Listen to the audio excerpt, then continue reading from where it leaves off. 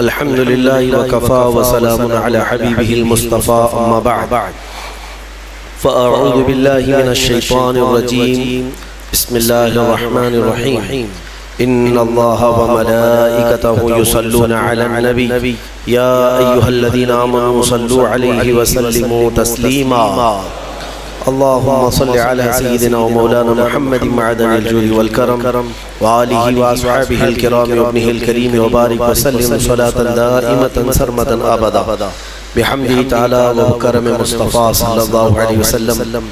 آج کی شب میں قرآن عظیم کے 18 پارے مکمل ہو چکے ہیں. اللہ عز و جل بقیہ قرآن عظیم کو تجوید کے ساتھ پڑھنے اور آپ سب کو سماعت کرنے کی توفیق عطا فرمائے. عزیزان گرامی، آج ہم نے سورہ مومنون، سورہ نور اور سورہ فرقان کا کچھ حصہ تلاوت کیا ہے.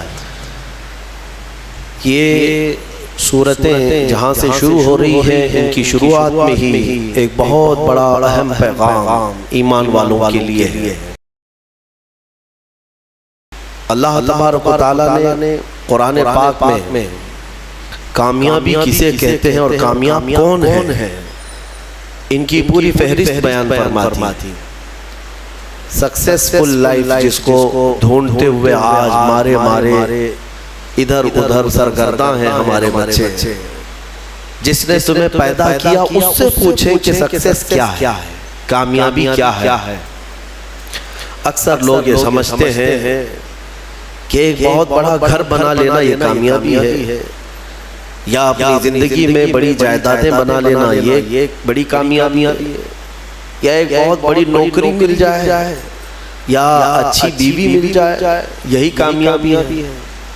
کامیابی کا جو مدار ہے یا جو کامیابی کا معیار ہے لوگوں نے اپنے اپنے خیالات سے بنا رکھا ہے. حقیقت میں کامیابی وہ ہے جسے خود مولا فرمائے. جس نے ہمیں پیدا کیا وہ بتا دے کہ کامیابی کیا ہے. تو ہم نے جو پارہ آج تلاوت کرنا شروع کیا 18واں پارہ، اس کے شروع میں ہی یہ لفظ آتا ہے قد افلح المؤمنون، بے شک تحقیق کے ایمان والے کامیاب ہو گئے. یہاں یہ نہیں فرما رہا ہے رب تعالیٰ کہ کامیاب ہوں گے، بلکہ فرمایا کامیاب ہو چکے. جو ایمان لائے وہ کامیاب ہو چکے.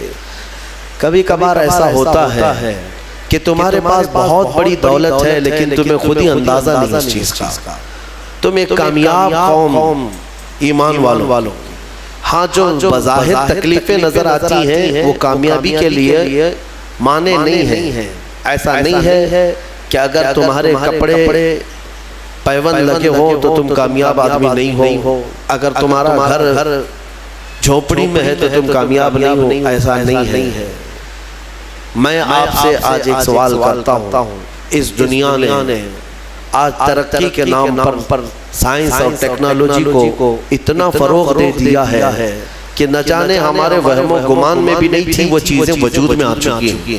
آپ دیکھ رہے ہیں ایک جگہ سے بیٹھ کر دوسری جگہ بات چیت کرنا اور ایک دوسرے کو دیکھ لینا اتنا آسان ہے کہ ہم اپنے پڑوس والے کو بھی نہیں دیکھ پائیں. دنیا نے بہت ساری چیزیں آسان کر دی. ٹیکنالوجی کا دور ہے. میں آپ سے ایک سوال کرتا ہوں کہ وہ ترقی یافتہ سائنس جو آسمان میں اڑنے والے مشینیں بنا دیا جس پر تم سفر کر سکتے ہو، انٹرنیٹ کی دنیا میں کیا سے کیا بنا دیا، تمہارے ہاتھوں میں پوری دنیا لا کر گھیر کر رکھ دیا. میں ان سے سوال کرتا ہوں اگر ترقی اور کامیابی اسی کا نام ہے تو پھر یہ آج تک عورتوں کی بلاکاری اور انہیں گلا گھونٹ کر مارنے والے واقعات ہوتے کیوں ہیں؟ جب انسان کی بہت ترقی ہو چکی ہو تو یہ عورتیں ماری کیوں جاتی ہیں؟ گھروں میں چوریاں کیوں ہوتی ہیں؟ ایک دوسرے کے قتل اب بھی کیوں ہوتے ہیں؟ یہ ڈکیت کیوں ہوتے ہیں؟ یہ ڈاکہ زنی، لوگوں کو لوٹنا، دھوکہ دینا یہ کیوں ہو رہا ہے؟ آج بھی ہے یا نہیں ہے؟ زمانے جہالت میں جو ہو رہا تھا وہ سب کچھ ہے آج. ایک دوسرے کو قتل کرنا، مارنا، مال لوٹنا، عورتوں کی عزت لوٹنا. نہ جانے کتنی عورتیں سال میں عصمت دری کی شکار ہوتی ہیں. تمہیں اندازہ ہے ہزاروں کی تعداد میں روز عورتیں عزت دے بیٹھتی ہیں درندوں کے ہاتھ میں. تو میں پوچھتا ہوں اس ترقی یافتہ زمانے میں اگر کامیابی کا معیار یہی ہے جو آج آپ سمجھ رہے ہیں تو پھر یہ ساری چیزیں ختم کیوں نہیں ہوئی؟ آج بھی سونوگرافی کے ذریعے سے معلوم کر کے رشوت دے کر کے ڈاکٹروں سے اگر پیٹ میں بچی ہو تو اسے پیٹ میں ہی مار دیا جاتا ہے۔ کیا یہ واقعات نہیں ہو رہے ہیں؟ آج بھی موجود ہیں یہ واقعات، آج بھی سب چیزیں موجود ہیں۔ اب میں آپ کے سامنے ایک بات یہ پوچھتا ہوں کہ اگر یہ تمام چیزیں آج بھی برقرار ہیں تو اس کا مطلب ہے کہ سائنس اور ٹیکنالوجی نے صرف میٹل پر ترقی کیا ہے، انسان پر نہیں۔ انسان پر جو ترقی ہوگی وہ اس کی روح پر ترقی ہو جائے، اور یہ انسان کی ترقی کہیں ہوتی ہے تو گنبد خضرا کی چھاؤں میں ہوتی ہے۔ ہاں، جہاں پر زندہ دفن کرنے والے لوگ اپنی بیٹیوں کو پھر میرے مصطفیٰ کے قدموں میں آتے ہیں تو وہی عورتوں کی عزت کے محافظ بن جاتے ہیں، جو کبھی کسی وقت شراب اور نشے اور قمار، جوا، یہ تمام چیزوں میں ملوث رہتے، لیکن میرے مصطفیٰ کریم صلی اللہ تعالیٰ علیہ وسلم کے قدموں میں اور ان کی صحبت میں آنے کے بعد، جس کو شاعر نے کیا خوب انداز میں عکاسی کی ہے، ترجمانی کی ہے، ایک عرب نے آدمی کا بول بالا کر دیا، خاک کے ذروں کو ہمدوش سریا کر دیا، خود نہ تھے جو راہ پہ اوروں کے ہاتھی بن گئے، کیا نظر تھی جس نے مردوں کو مسیحا کر دیا۔ یہ ہے اصل ترقی۔ اب میں آپ کے سامنے عرض کرتا ہوں، میرا رب فرماتا ہے قد افلح المؤمنون، بے شک ایمان والے کامیاب ہو گئے۔ لیکن کون سے ایمان والے؟ اگر آپ سوال کریں کہ بھائی ہم بھی تو ایمان والے ہیں، ہم سب ایمان والے ہیں، ہماری کامیابی کی اللہ سند دے رہا ہے، تو کیا ہم لوگ سب کامیابوں میں سے ہیں؟ تو پھر آگے کی آیتیں پڑھنی ہوں گی آپ کو۔ اللہ فرماتا ہے الذین هم فی صلاتہم خاشعون، وہ ایمان والے کامیاب ہیں جو اپنی نمازوں میں گڑ گڑاتے ہیں اللہ کی بارگاہ میں، ہاں خشوع کے ساتھ، دل کی حضوری کے ساتھ اپنے مولا کی عبادت کرتے، وہ ایمان والے کامیاب ہیں۔ اتنے ہی پہ نہیں، آگے اور آیتیں ہیں والذین هم عن اللغو معرضون، اور وہ ایمان والے کامیاب ہیں جو بے حیائی سے بہت دور نکل جاتے ہیں۔ کہیں اگر بے حیائی برائیاں ہیں اور تو وہاں سے کٹ جاتے ہیں، دور ہو جاتے ہیں، وہ ایمان والے کامیاب ہیں۔ پھر والذین هم للزکاة فاعلون، وہ ایمان والے کامیاب ہیں جو زکوٰۃ کو صحیح طریقے سے ادا کرتے ہیں۔ والذین هم لفروجہم حافظون، یہ آیت بہت اہمیت کی حامل ہے۔ مولا فرماتا ہے وہ ایمان والے کامیاب ہیں جو اپنی شرمگاہوں کی حفاظت کرتے ہیں۔ یہاں تک ہے اتنی صفات جس ایمان والے کے اندر آ گئی وہ کامیاب ہے۔ چار چیزیں یہاں پر بیان ہوئی، ایمان ہے، نماز ہے، بے حیائیوں سے رکنا، زکوٰۃ کا دینا، اور پھر شرمگاہوں کا حفاظت کرنا۔ یہ بہت اہم چار چیزیں قرآن میں بیان کی گئی ایمان والوں کی صفات۔ یہ چار چیزیں جس کے ساتھ آئی وہ ایمان والا بہت کامیاب ہے۔ اللہ تعالی ہمیں ان تمام چیزوں پر عمل کی توفیق عطا فرمائے۔ والذین هم لفروجہم حافظون میں مفسرین فرماتے ہیں وہ لوگ جو اپنی شرمگاہوں کی حفاظت کرتے ہیں۔ دنیا میں انسان اس کے پاس دو شہوتیں ہیں، شہوت کہتے ہیں برائی کرنے کی خواہش، ایک زبان کی شہوت ہے اور ایک شرمگاہ کی شہوت ہے۔ یہ دونوں چیزیں انسان کو حرام کاریوں میں مبتلا کر دیتی ہیں۔ زبان کی شہوت کیا ہے؟ یہ نئی چیزیں کھانا پسند کرتی ہے، اس کو جس چیز کی لت لگ جائے، چٹخارے جس کو کہتے ہیں، تو پھر یہ ہلکی پھلکی چیزوں پر صبر بھی نہیں کرتی، اور یہ زبان کی شہوت اس کو حرام حلال سب بھلا دیتی ہے۔ جب انسان کو چٹ لگ جائے کسی چیز کے کھانے کی تو پھر اب وہ یہ نہیں دیکھتا کہ یہ جو چیز میرے پاس کھانے کی آ رہی ہے وہ چوری کی ہے، حلال ہے یا حرام ہے۔ میاں گوشت کھانے کی خواہش ہو گئی تو یہ تحقیق کرنا بھی چھوڑ دیا، آخر یہ ذبح کیا ہوا ہے یا مرا ہوا ہے، کچھ پتہ نہیں۔ میں نے اس سے قبل بھی کئی مرتبہ اعلاناً یہ کہا ہے، ممبئی کی سرزمین پر ایک ہوٹل والے پیزا بیچ رہے ہیں، اور جو نان ویج پیزا ہے مسلم ہوٹل ہے، کھانے والے لے بھی جا رہے ہیں، پیزا کا شوق ہے، بعد میں پتہ چلا کہ ہوٹل کا مالک خنزیر کا گوشت بیچتا ہے، اس پیزے میں پورک ہے، پورک بیچا جاتا ہے. باضابطہ اس سے کسی نے فون کر کے پوچھا بھی کہ صاحب آپ تو مسلمان ہیں, آپ یہ سور کا گوشت کیسے بیچ رہے ہیں اس پیزا میں؟ اس نے کہا جسے کھانا ہے وہ کھائے, میں جو نہیں کھانے والے ان کو نہیں بیچ رہا ہوں. ہمارے پاس کھانے والے بہت سارے آتے ہیں, ان کے لیے میں بیچ رہا ہوں. نعوذ باللہ من ذالک. یہ زبان کی شہوت ہے. اسی لیے میرے عزیزو, آج جو پھیلی ہوئی ساری چیزیں جو مل جاتی ہیں, کتنے ایسے ہیں وہاں پر ہم نے معلومات کیا, اپنے بچے بتاتے ہیں کہ بہت سارے جو چھوٹے موٹے نکڑ پہ ہوٹل چلانے والے جو چکن بیچتے ہیں, مری ہوئی مرغیوں کا بیچتے ہیں. اور باضابطہ کچھ ہوٹل والے یا جو نکڑ پہ چلانے والے لوگ ہیں وہ دوسروں کو یہ ٹک بھی دیتے ہیں کہ میاں اس طرح کا گوشت لاؤ, پروڑے گا, بہت آسان ہے, بہت سستے میں ہو جائے گا. مری ہوئی مرغی 20 روپے کلو مل جاتی ہے, 20 روپے کلو مل جاتی ہے. جو چکن بیچتے ہیں دکانوں والے وہ خود بھی بتاتے ہیں ہمارے پاس باضابطہ یہ پوچھنے کے لیے آتے ہیں مری کچھ ہیں تمہارے پاس. میرے عزیزو, یہ تمام چیزیں ایسی ہیں کہ ہم احتیاط کریں.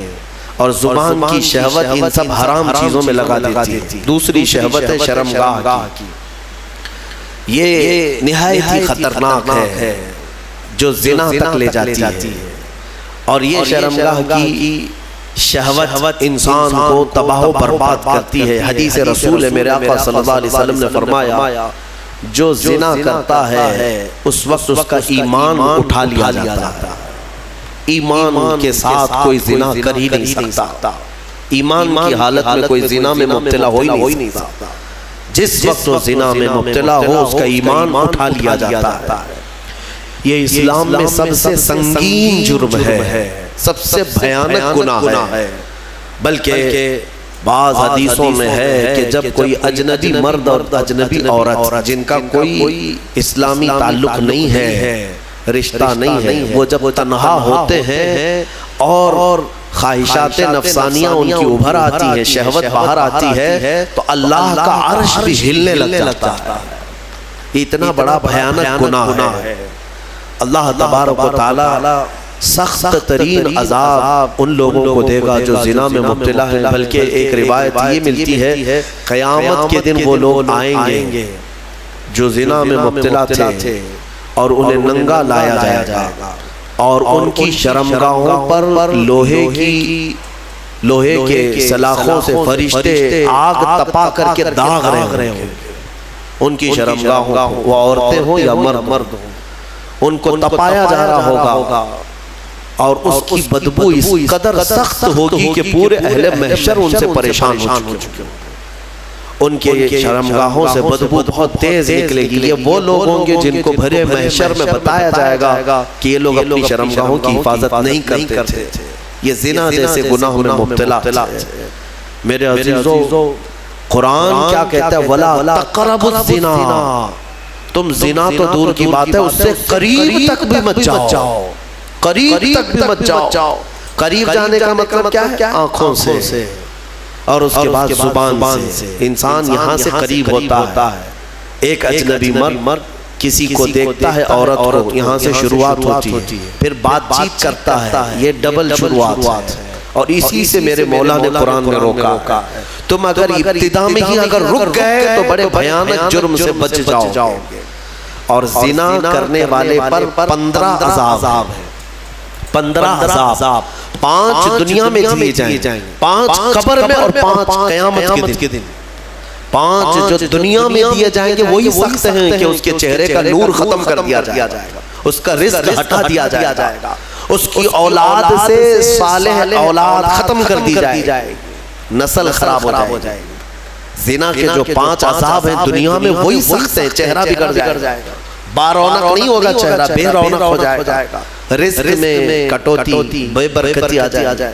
ان تمام چیزوں سے مومنین اپنے آپ کو بچائے رکھیں. یہ سورہ مومنین ہے. اور اس کے بعد سورہ نور کی ہم نے تلاوت کی. سورہ نور میں اللہ تبارک و تعالیٰ نے یہی زنا کی مذمت بیان کی. شروع کی آیتیں ہیں کہ ایک اجنبی مرد یا عورت زنا کر لے. زنا کیا چیز ہے؟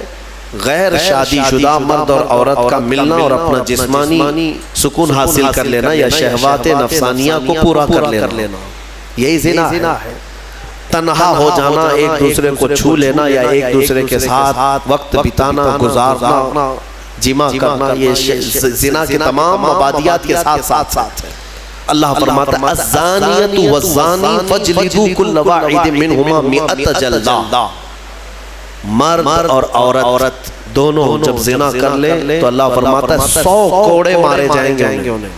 اسلامی حکومت ہو تو 100 کوڑے مارے جائیں گے اور سب کے سامنے مارے جائیں گے۔ وَلَا تَأْخُذْكُمْ بِهِمَا رَأْفَةٌ فِي دِينِ اللَّهِ إِن كُنتُمْ تُؤْمِنُونَ بِاللَّهِ وَالْيَوْمِ الْآخِرِ۔ مولا فرماتا ہے ان لوگوں کے بارے میں اپنے دل میں ذرا برابر بھی نرمی مت لاؤ اگر تم اللہ پر اور قیامت پر یقین رکھتے ہو، اور ان کے عذاب وَلْيَشْهِدْ عَذَابَهُمَا طَائِفَةٌ مِّنَ الْمُؤْمِنِينَ، ان دونوں کی سزا پر سارے مومنین کو گواہ بناؤ۔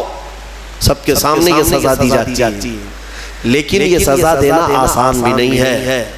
کوئی آ کر کے ایرا غیرہ بول دیا کہ فلاں زنا کر رہے تھے تو قاضی صاحب فوراً کوڑے مروا دیں گے یا سنسار کر دیں گے، ایسا نہیں ہے۔ 4 گواہ کا ہونا ضروری ہے جنہوں نے ایسا دیکھا ہو جیسے سوئی میں دھاگا پروتے ہوئے دیکھا ہو، اور چاروں جو ہے وہ شرعی گواہ ہو۔ ہاں، تب جا کر کے زنا کا ثبوت ہوتا ہے، پھر اس کے اوپر سزائیں ہوتی ہیں۔ بہرحال یہ ایک بھیانک جرم ہے، اللہ تعالیٰ اس سے ہماری حفاظت فرمائے۔ اس میں آیت افک ہے۔ حضرت ام المومنین عائشہ صدیقہ رضی اللہ تعالیٰ عنہا پر بعض منافقین نے الزام لگایا تھا۔ غزوہ بنو مستلق ایک غزوہ جس میں حضور گئے تھے، ساتھ میں ام المومنین بھی گئی تھی۔ حضور جب بھی جہاد پہ جاتے، غزوہ پر جاتے، تو کوئی نہ کوئی حضور کی ازواج مطہرات میں ساتھ میں آپ کے ہوا کرتی تھی۔ اس غزوے میں حضرت عائشہ ساتھ میں تھیں۔ واپسی میں جب رسول کریم صلی اللہ تعالیٰ علیہ وسلم مدینے کی طرف آ رہے تھے، رات کو ایک جگہ پر قیام کیا، سب لوگوں نے قیام کیا، اور صبح ہونے سے پہلے کوچ کرنے کا حکم ہوا۔ حضور پاک صلی اللہ علیہ وسلم اپنے صحابہ سمیت کوچ کر گئے۔ ہوا یہ کہ حضرت عائشہ صدیقہ کا جو کجاوا اونٹ پر رکھا جاتا تھا، یعنی ایک پوری جھوپڑی ہوتی تھی، اسے اٹھا کر رکھا جاتا تھا، اٹھا کر کے پھر اتارا جاتا تھا زمین پر، تو وہ نیچے تھی۔ حضرت عائشہ اس میں بیٹھی نہیں تھی، ان کا ایک ہار کہیں چھوٹ گیا تھا، وہ ڈھونڈنے کے لیے نکلی تھی۔ صحابہ نے خالی کجاوا اٹھایا اور اونٹ پر رکھ دیا اور لے کر چل پڑے۔ ان کو ایسا لگا کہ ام المومنین اندر ہیں، چل پڑے۔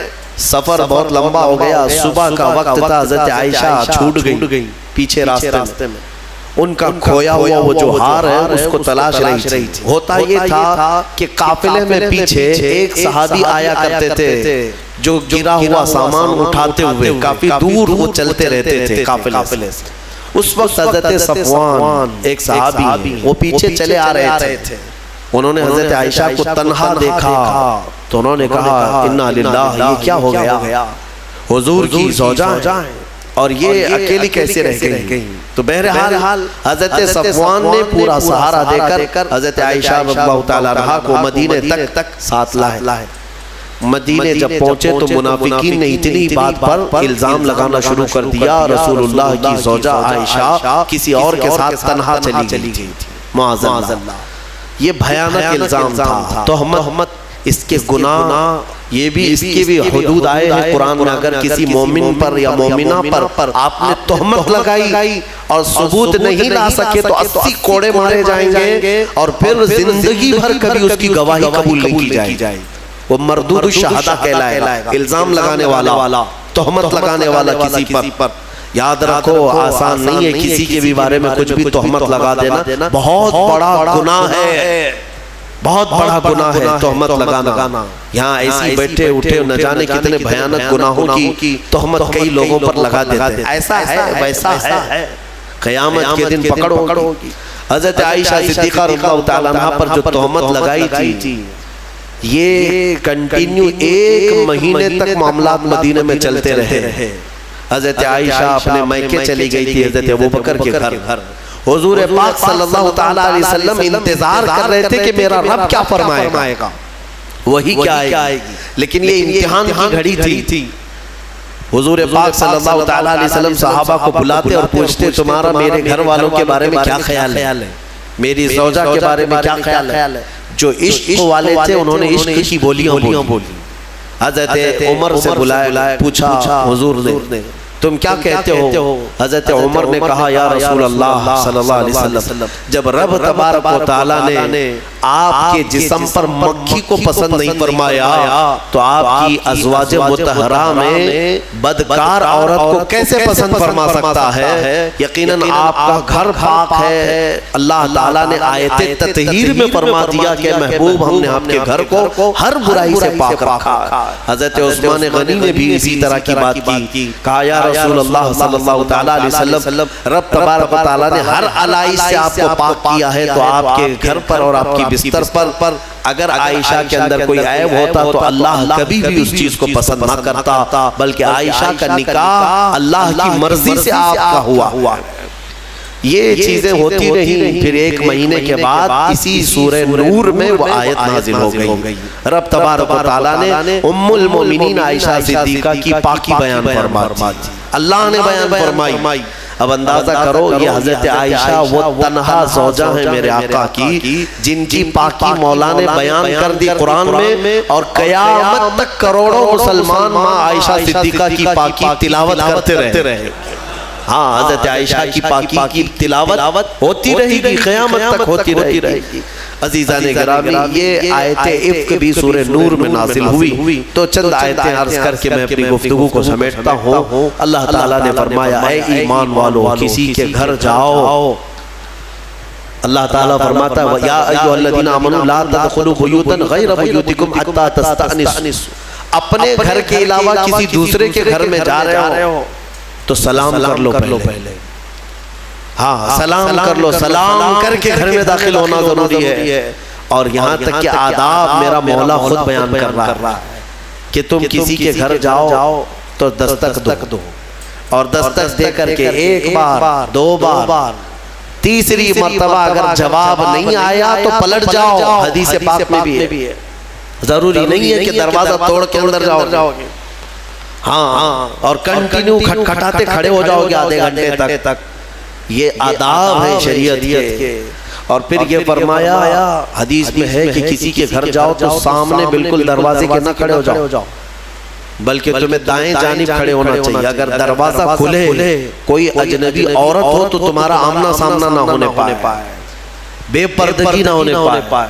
یہاں تک کہ گھروں کو پردہ لگانے کا حکم بھی میرے آقا نے فرمایا. اور اگر کسی گھر پر پردہ نہیں ہے، گزرنے والے آپ میں سے کوئی بھی ہو، اگر مومن گھروں میں اندر نظر ڈالتا ہے کوئی راستہ چلتے ہوئے عورتوں کے اندر اوپر، حضور نے فرمایا گھر والے بھی آ رہے ہیں، وہ چاہے تو پتھر اٹھا کر اس کی آنکھ پھوڑ دے، اللہ سوال نہ فرمائے، اللہ اس کا مواخذہ نہیں ہوگا.